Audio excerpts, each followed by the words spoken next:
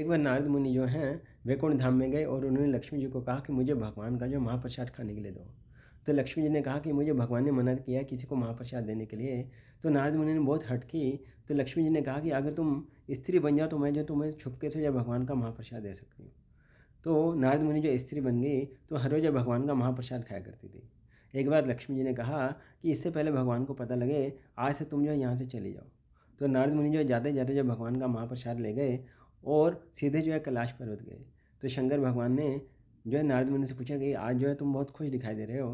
तो नारद मुनि ने कहा कि आज मुझे भगवान का महाप्रसाद खाने के लिए मिला। तो शंकर भगवान ने कहा कि तुम जो मेरे लिए नहीं लाए।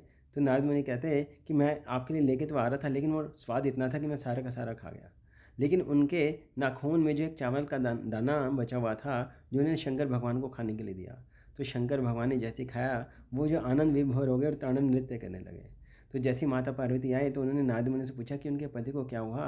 कहते कि मैं भगवान जगन्नाथ जी का महाप्रसाद लेकर के आया था और जैसे ही शंकर भगवान ने खाया, वो आनंद विभोर होकर के तांडव नृत्य करें।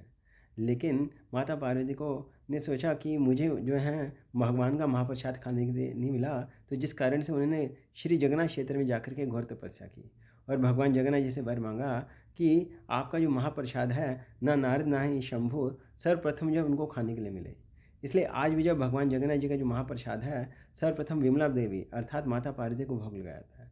स्कंद पुराण में श्रील वेद व्यास जी लिखते हैं कि अगर भगवान जगन्नाथ जी का एक चावल का दाना जिसको हम भात कहते हैं, अगर हम हर रोज़ खाएं तो इसी जन्म में जो भगवान के धाम जा सकते हैं। विष्णु पुराण में लिखा है भगवान जगन्नाथ जी का जो महाप्रसाद है, अगर कुत्ता भी खा ले और उसका बचा हुआ एक ब्राह्मण भी खा ले तो भी वो पवित्र है।